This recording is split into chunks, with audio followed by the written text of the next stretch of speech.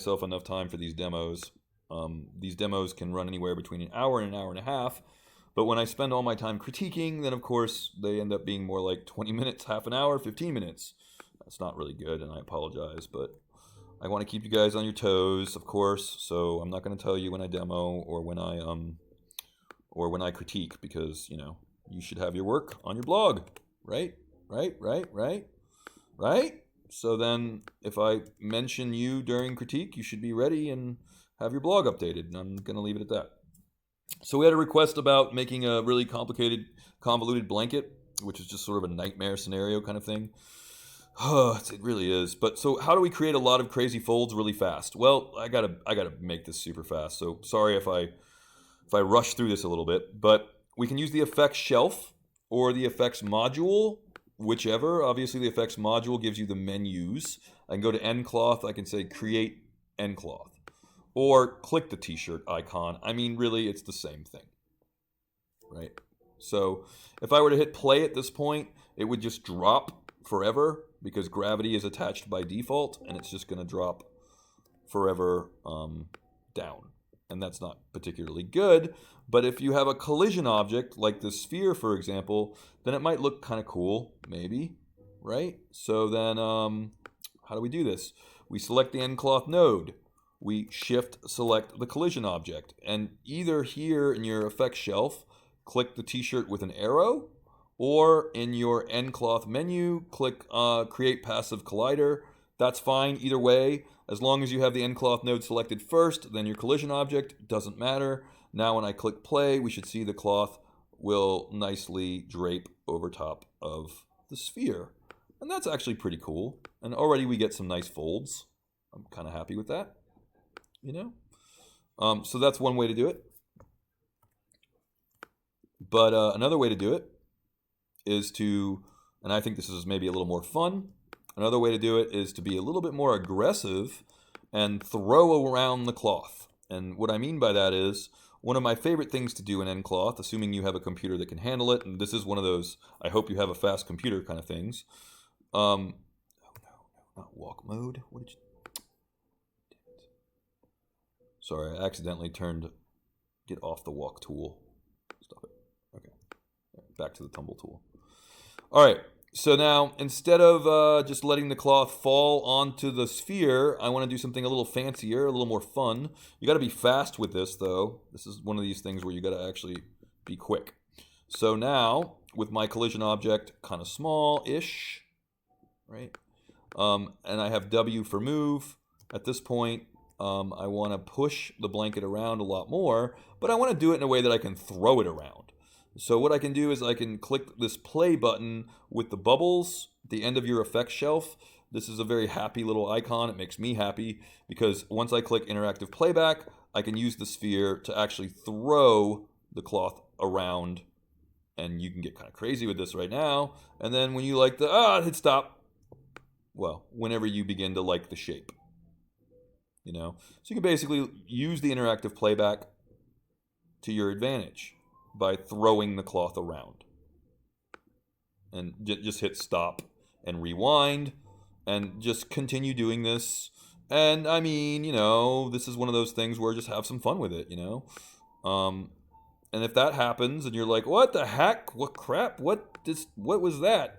Sometimes you get data in end cloth which you want to get rid of. So you can definitely get rid of that data by going to your cache and deleting the cache. So if you delete the cache, I think you have to have your end cloth selected, of course. But go to end cache, delete. Click this guy too. So this guy needs to be off. Rewind and hit play again. And now we've kind of fixed it. Now we're back to where we were. So if you start to get weird problems, it's not a bad idea to delete the cache. I'll do that again for you. Rewind. Select the end cloth. Go to end cache, delete. Delete cache. If that still doesn't fix the problem, which maybe it won't, I don't know. If they're still struggling with this, that's still not doing anything, man. Deleting my cache did nothing. Sometimes you might get an exclamation point down here, like that, and that kind of means it's broken. So click it again, that turns back on your cached playback. So that's another thing you might try. Now select the object I want to use to throw around the cloth. Again, go back to interactive playback and then just start to have some fun. And by fun, I mean just kind of throw your cloth around. You know? This could be a starting place for your cloth. Certainly not any kind of finishing place, but it could be a starting place where you could start to get kind of a noisy cloth or start to get something that has some cool folds on it. Now from here, and let's do it one more time, actually. I know I'm almost out of time. All right, let's do it one more time. So, and this can be, by the way, any shape. So if you feel like maybe if I scale this sphere into a disc shape, that's fine too. Go back to interactive playback and then use this disc to throw around your cloth. Whatever floats your boat, you know, whatever gets you to where you're going. Now, say that this is kind of close, not there, but at least close. Let's pretend it's close. Maybe it's not. I don't know. Pretend it's close. Then delete our history by going to delete by type history. This doesn't always work, so I have a tendency to export the OBJ at this point, but you can try delete history, and now when you hit the play button, you see nothing happens. So if you delete the history, that should be your solution, but if that still doesn't work, don't forget you can just export the OBJ or export the FBX, doesn't really matter. Now I'll center the pivot, I'll rotate this a bit, because now we have like kind of crazy cloth. Maybe flatten it out a little bit. Hit R for scale. Flatten it out this way, maybe. Now we're getting something a little bit closer to your reference. It's not great, but it's closer. You know, we can hit the 3 button to smooth it out, like that. You know, but don't do that yet. Don't hit the 3 button just yet. We will eventually hit it. Instead, I don't like the topology here. Notably, I don't like the fact that the curves in my cloth are not matching with my topology. I find that super annoying. Well, luckily, we have a way to fix it. And this is how we can fix it. We can do this. We can go up here to our polymodeling shelf. We have a new function over here. It's brand new. It's new in 2019 or 20. Relatively new, that is. And so this is going to allow us to, well, that's smooth, but we want here's tessellate. We want remesh and retopologize. Watch what happens. I click remesh first. That's the first thing I do. Turns it into a bunch of triangles. You're already saying, what, man? Triangles? Really? That's bad. We don't want triangles. Triangles are bad. Just like this cat. Damn cat. I'm scratching up my furniture. Bastard. So anyway, no scratching. So, so now this is going to turn it all into triangles, and you're going to be like, what? Triangles bad, bad. Triangles, no. Triangles bad. Right? And it's true. They are, and they're not really what we want, really, ultimately.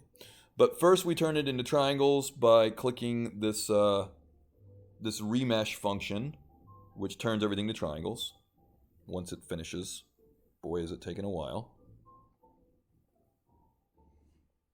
How much time do I have? 10 minutes. Okay. This is taking longer than it should, man. Really, it shouldn't take this long to remesh this. Now, the reason it might be taking a while to remesh is because it might still be connected to the cloth in some way.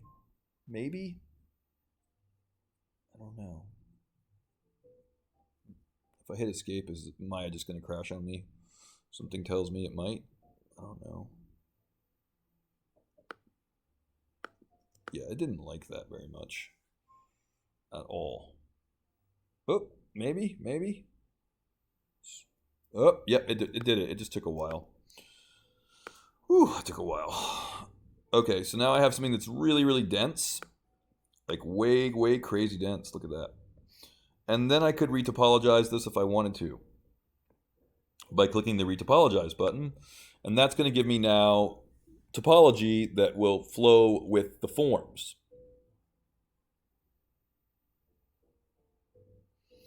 Now, I know I just went over this like, this is the way you should do it. Definitely go this way. But the downside to this technique, and actually where I'm really screwing myself at this point, is by remeshing it and retopologizing it, I've destroyed my UVs. And if we want to keep that nice knitting effect, then actually this could be a bad idea because we don't want to destroy those nice UVs. So I know I'm out of time, and I know I'm contradicting myself as usual. So if you want really accurate cloth, like in terms of your folds and such, then this is a great technique to allow you to continue to sculpt the cloth with better topology and get your folds a lot closer to where you're going. Man, Maya, I know it's a lot of work, Maya. I know, it really is. But 16% retopologizing. Let's let it finish. So the plus side to this is it's going to allow you to model your cloth a lot better. The downside to this is, yeah, you can model the cloth a lot better, but you've lost your UVs, so it's almost shooting yourself in the foot. Because you really want to keep your UVs. You don't want to have to recreate your UVs, especially on cloth. Oh my God. So then, yeah, it's a little bit of a pain in the butt. I mean, cloth is always a pain in the butt. No way around it. All right, for the sake of time, I know we're at 33%, and I know that I should just wait for it to happen because I'd really like to show you what the new topology looks like. But I'm also, I'm on 8 minutes, I think, before this class is over. Oh, man, Maya, little bastard, making it work too hard. Go back, go back, go back, go back, go back, go back.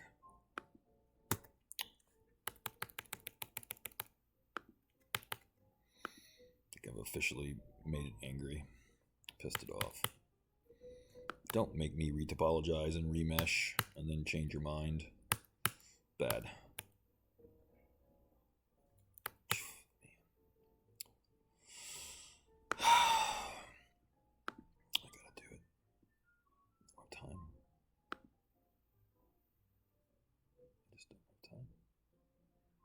No more time.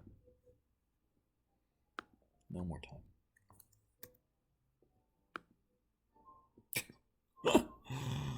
Oh, so much Inception. So much Inception. It's bad. All right, I'm relaunching Maya. In the meantime, I want to do this one more time. I know in 7 minutes it seems stupid and unreasonable, but I'm going to try it. I want to see what happens. I'm going to hope that I have not completely broken this demo.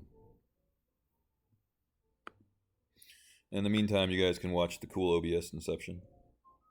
Woo! Amazing. It's almost like a screensaver or something. Super weird. Sorry, I'm just waiting for it to launch Maya again. All right. Let's do this one more time and let's see if we can make it even faster. So, repetition is good. Do it again. Make a large plane, right? Make sure you have some density here. So 20 or 30 or more. I know I wanted to remesh it. I know I wanted to retopologize it. It's a good idea for you to do that. But, since we're really low on time, I mean, like, we're down to minutes here. Man, Maya, wake up.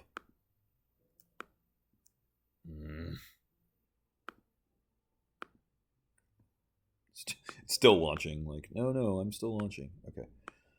Really fast, man. Gotta be faster.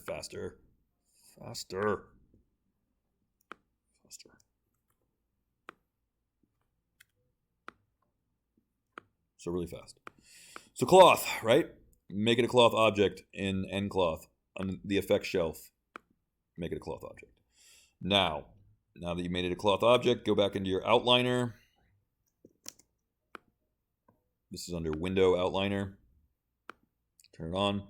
Select the end cloth node. Select whatever you want to have as a collision object. Shift select it. Make that an active collision object. Make sure you have a few hundred frames. I don't know, 300 frames, more, 400 frames. You can hit play at this point, and you should see that it collides nicely. Or as I keep saying, you can be a cool kid. Make sure that exclamation point is off. You can be a cool kid and use interactive playback as well. If you're going to use interactive playback, make sure that you select the object first, hit the W button, and then use the object to throw around your cloth. Okay? Cool. Now we're at that point. Now, since we're out of time, I got to sort of skip to the other stuff really quick. I would like to sculpt this more. So I would like to use soft select at this point. Or like if I use soft select or my sculpting tools, I could work on these folds. Again, we're out of time. So we got to really just make this fast. Hypershade. AI standard surface.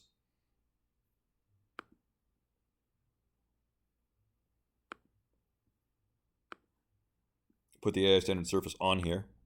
Can we all say duh? Assign material. Now we'll call this cloth. But we want this like knit effect that we have with yours, where we have this sort of see-through knitting thing. You might remember that you can do this in geometry under opacity. So go to opacity and then find cloth, I guess.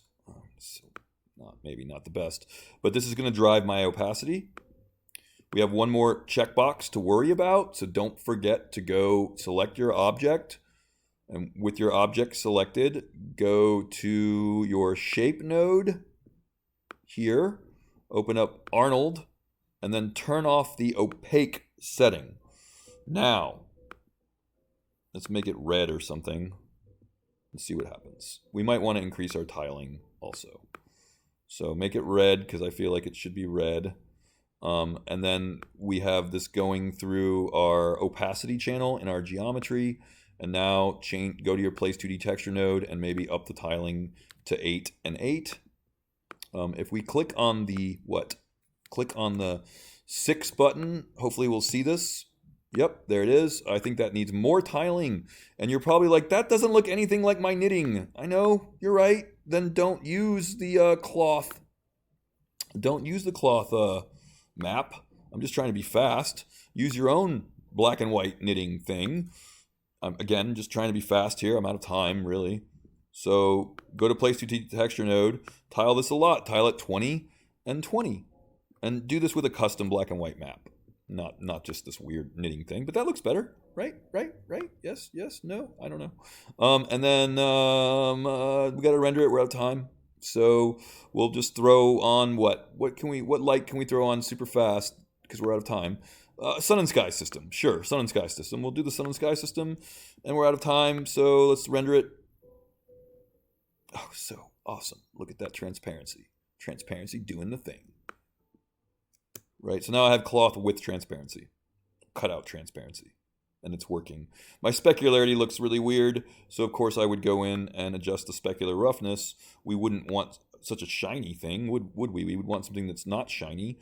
So then turn your specular roughness way up, like max it out if you have to.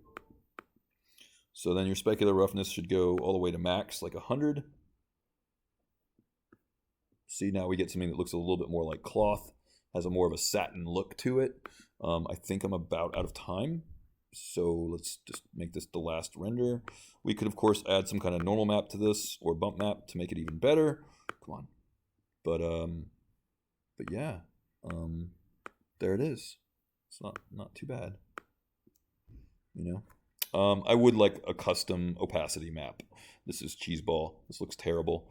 I would want to go to textures.com and I would want to get some kind of cloth thing that looks a little bit better, or knitting, right? So as long as it's a black and white map, we could try tiling this a little bit more.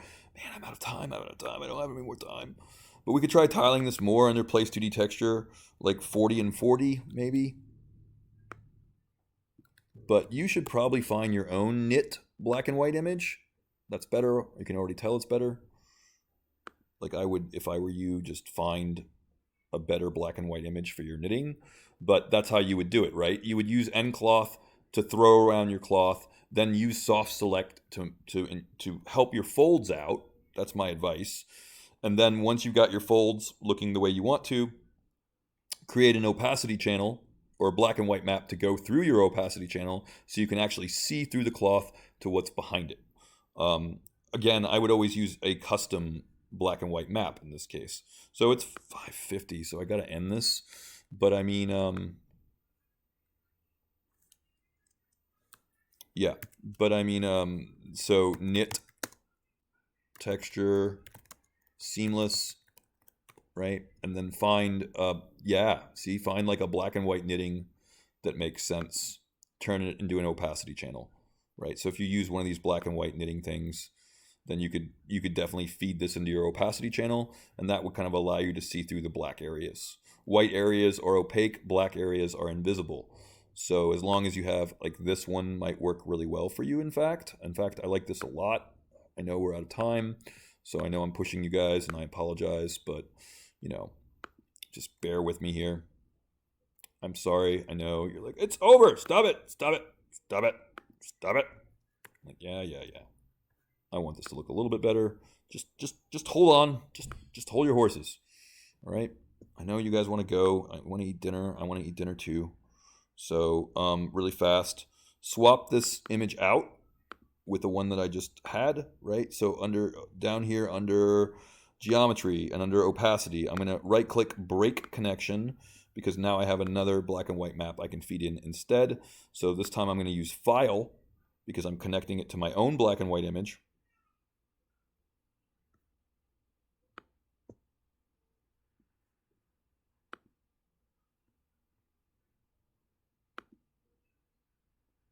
And there's my knitting. Now, here's a cool trick, by the way.